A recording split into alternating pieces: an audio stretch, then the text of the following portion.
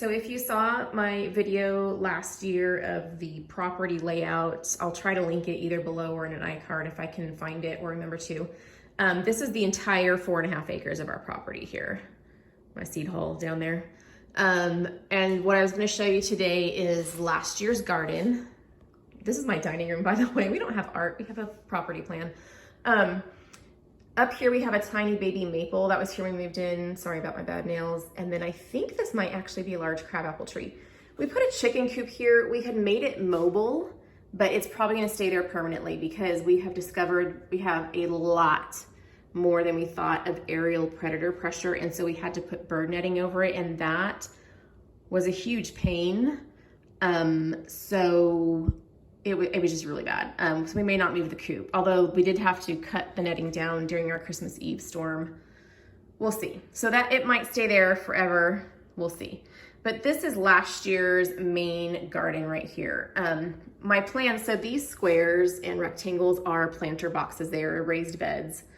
And my plan, these two are very old. They were here when we moved in. We added on these 8. And my plan was to kind of reverse this design for this year.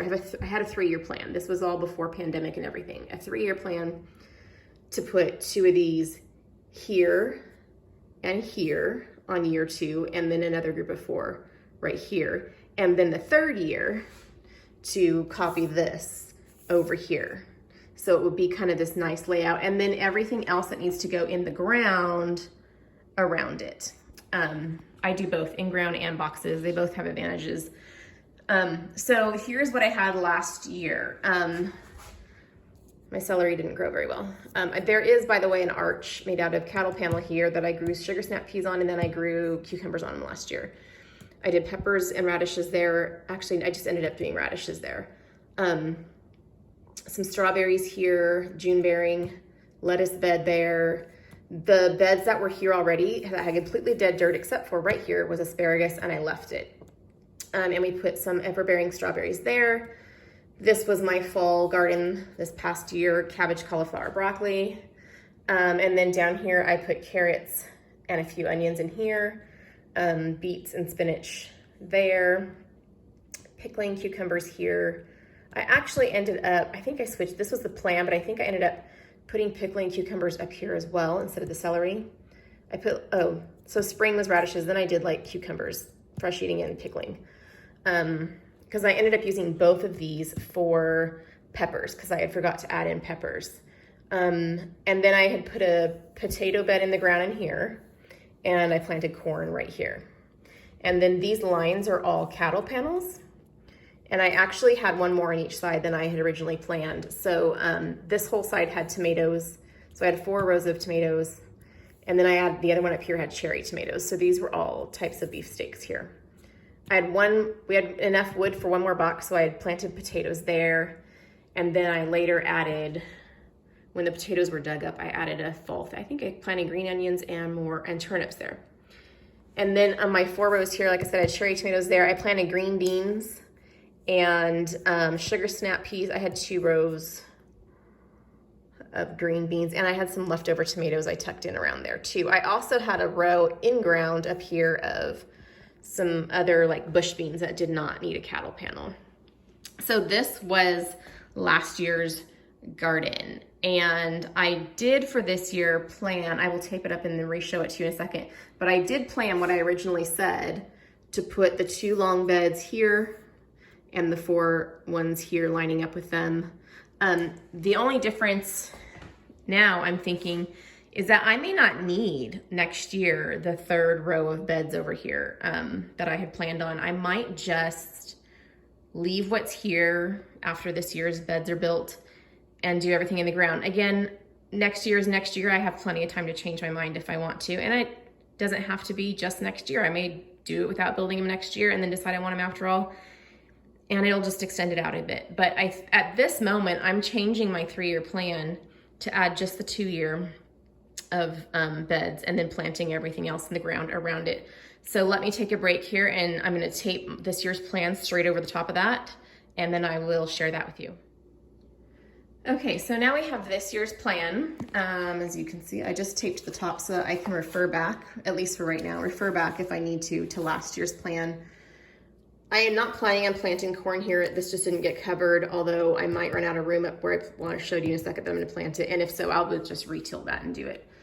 So this year's plan, as you can see, I've got the boxes that were there last year and my plan for year 2 on the boxes.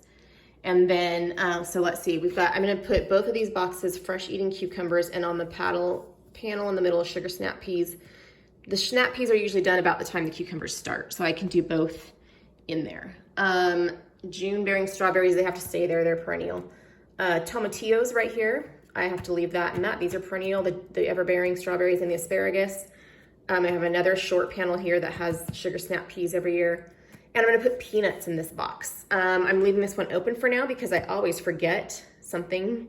And then I buy the seeds, I'm like, where's that on my plan? And so then I have that open. I have a couple spots open actually. And also sometimes I encounter something that I'm like, you know what, I wanna try that. And then it gives me a space in my plan for it. I'm gonna do radishes and turnips here, kale, lettuce, and spinach here. They kind of have different seasons, a little slightly off from each other. Beets and bok choy, purple lady bok choy specifically there, my daughter's favorite. And over here where I had potatoes last year, I'm extending that out to here, and I'm doing a watermelon patch. So in the new boxes, I will have an entire box of carrots because that's one of our favorite homegrown things. This is onions. I bought, I don't even know, like 200 onion plants this year when they arrive. These are, my kids have asked to do some gardening and I decided to give them each their own box. So they have different things. My son is planting okra. My middle daughter wants to plant a bunch of flowers, and my youngest one has the most variety and mostly vegetables. Right here I'm putting a couple squashes. We don't eat a ton of winter squash, but I love delicata squash and we like spaghetti squash, and I'll put those there. Another open space to either add stuff that I ran out of room, you know, maybe my squashes, maybe I have more plants to plant than I thought I would that made it, and so I'll have room for them, or maybe I encounter something else. And then these will be some fall greens, cabbage, broccoli, cauliflower, collards.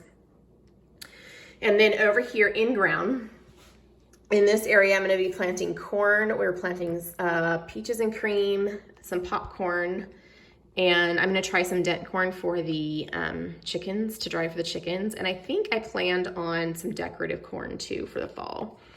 And then I'm gonna make a tunnel out of cattle panels, and this is gonna be pickling cucumbers. If I plant them on both sides, I'll finally hopefully grow enough cucumbers to pickle for an entire year. These are all beans, green beans. I may have to add another panel somewhere. Pinto beans, black beans, kidney beans, cannellini beans. I'm gonna have my husband build me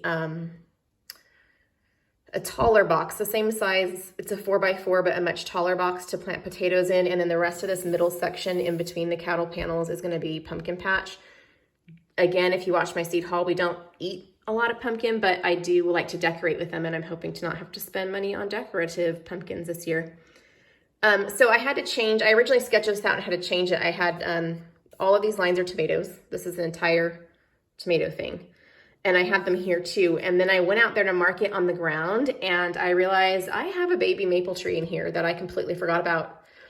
I guess I was thinking it wasn't gonna go this far over. So I took 2 rows of tomatoes out, moved them down. I'd originally only gone to here. I'm just gonna put some flowers in there, add dirt on top of the soil and put some flowers in there, and I'm calling it the pollinator patch.